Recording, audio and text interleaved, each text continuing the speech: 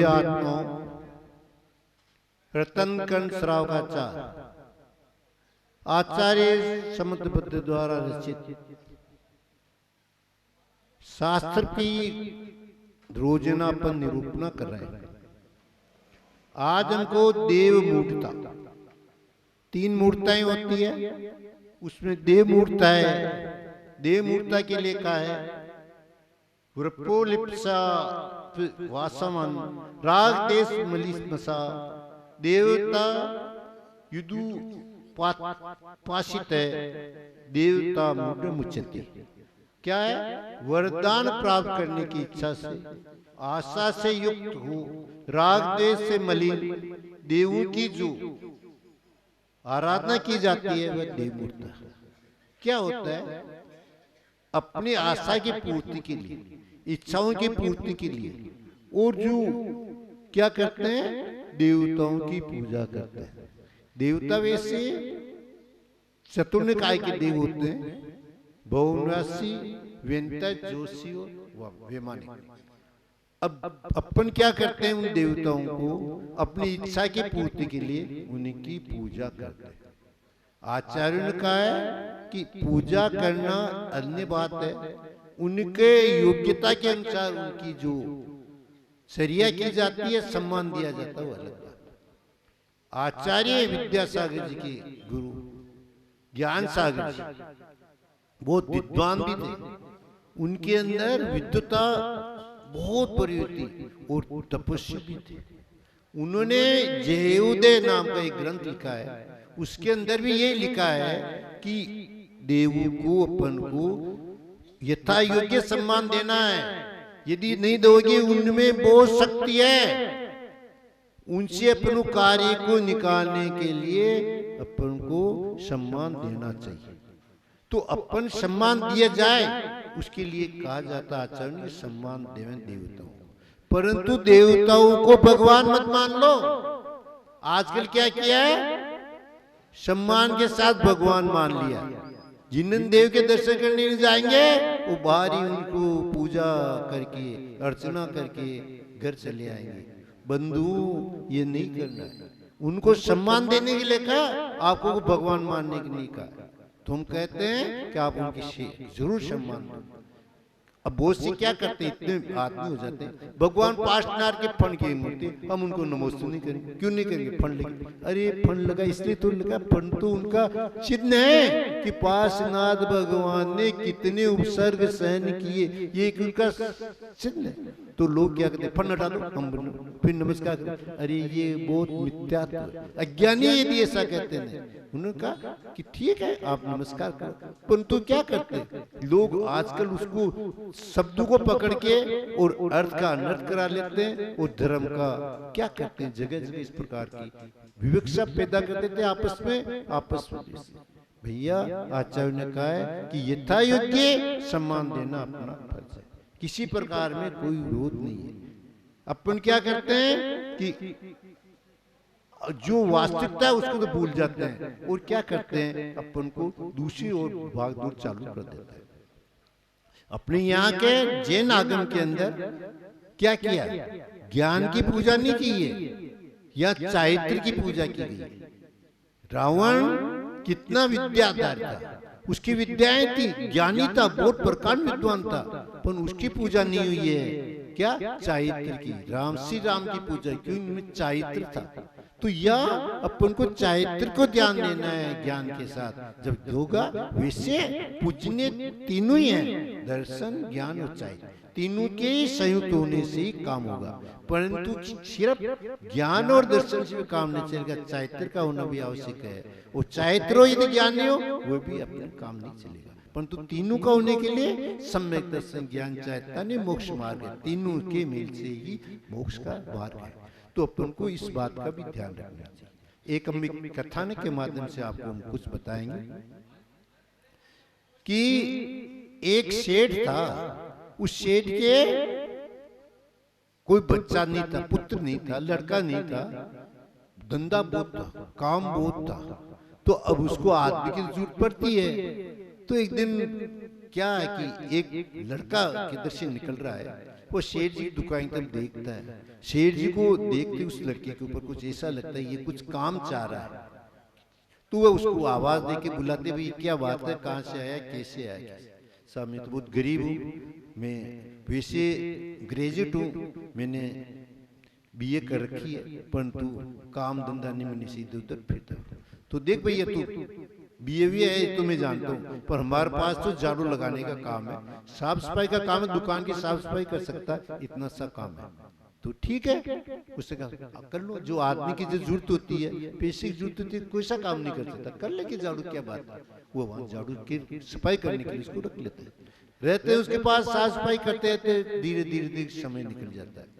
कुछ समय निकलने के बाद सेठ जी को भाव होता है कि ये लड़का तो पढ़ा लिखा है, अपन इसको क्या करें, मुनीम बना दें।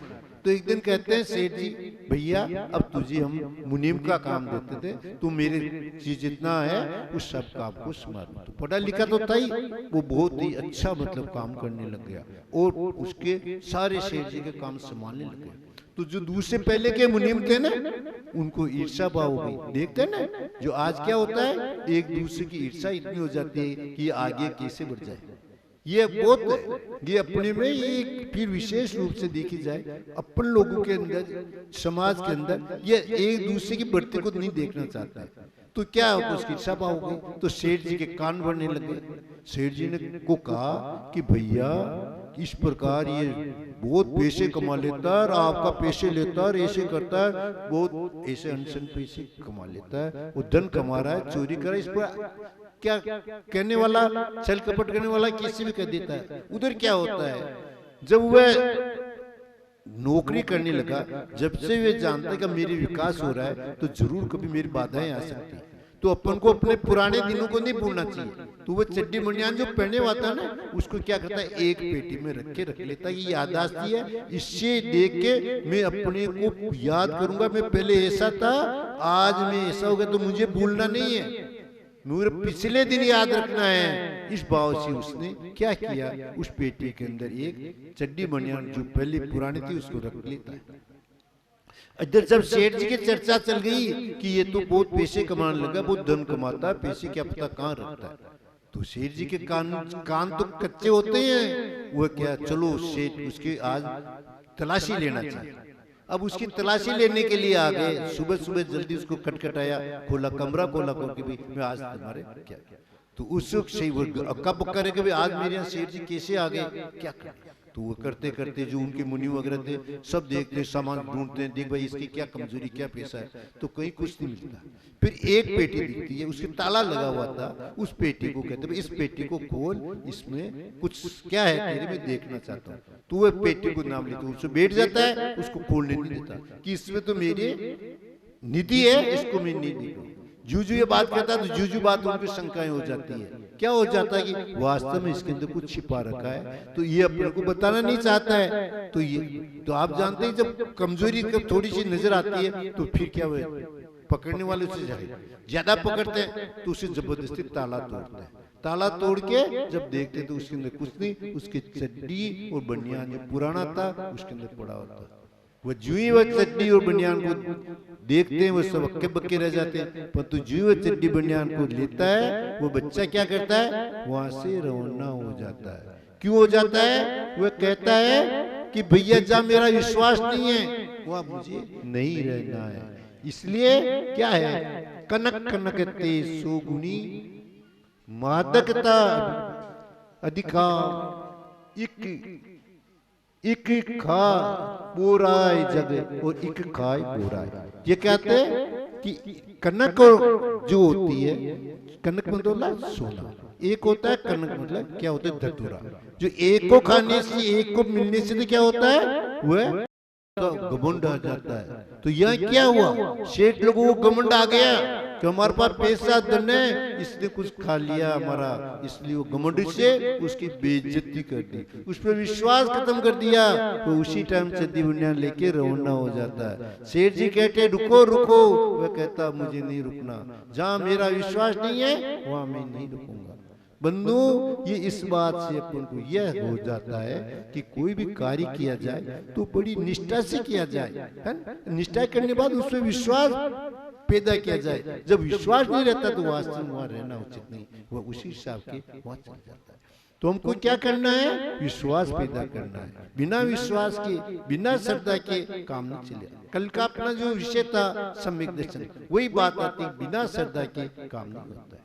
एक दूसरे दृष्टांत से आपको ये समझाना चाहते हैं कि एक नगर जो विद्याधर नगर नाम का होता है, उसका चंद्रप्रभु नाम का राजा होता है।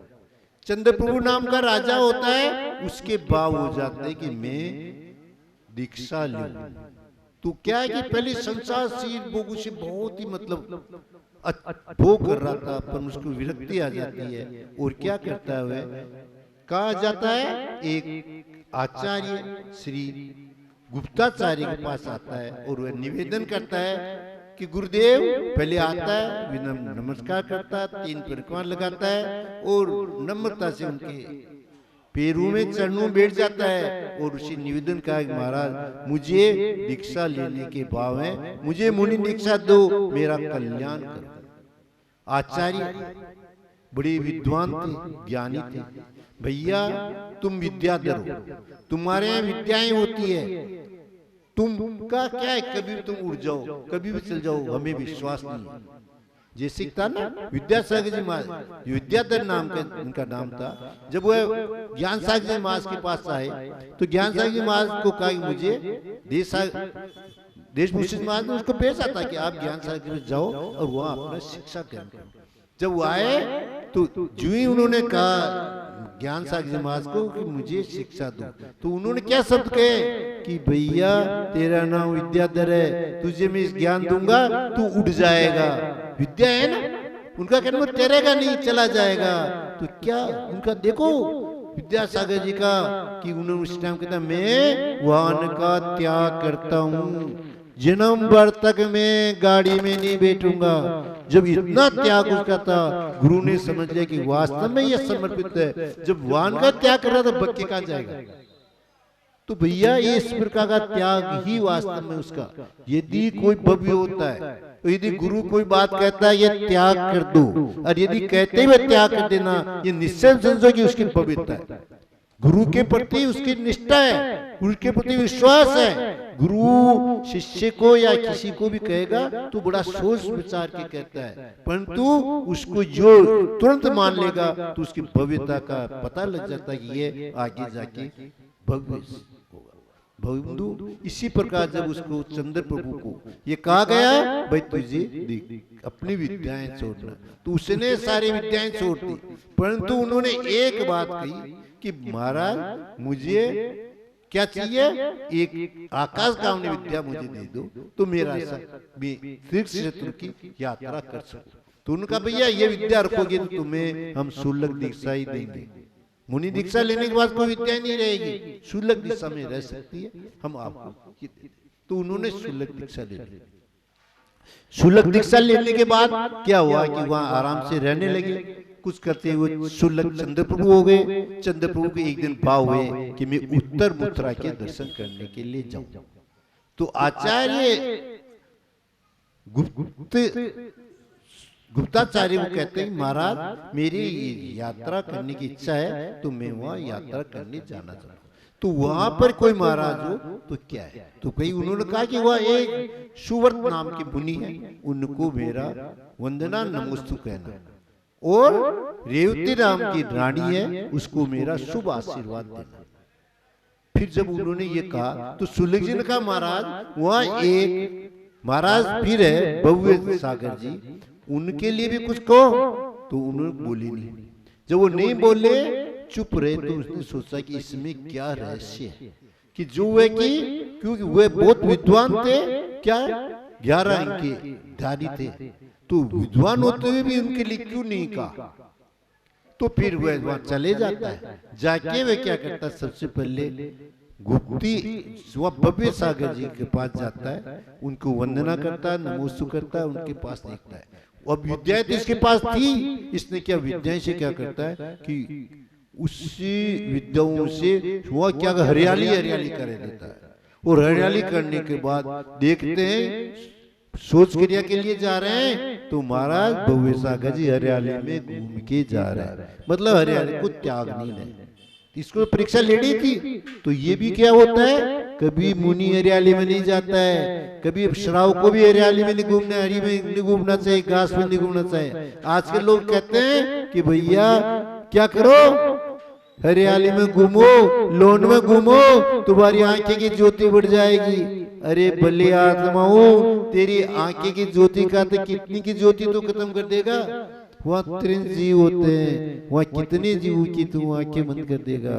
तो इसलिए कहा है कि भैया कभी भी ये उपदेश मत दे देना किसी को कि हरियाली में घूमो। यदि हरियाली में घूमने का उपदेश दिया है तो आचार्य ने कहा है कि जैसे वकील, वैद्य और राजा, इनकी क्या होती है, ये 4 बोले हैं, इनको सम्राट और एक प्रतिष्ठाचारी, इन 4 की जो गति होगी ना वैसी गति तेरी हो जाएगी।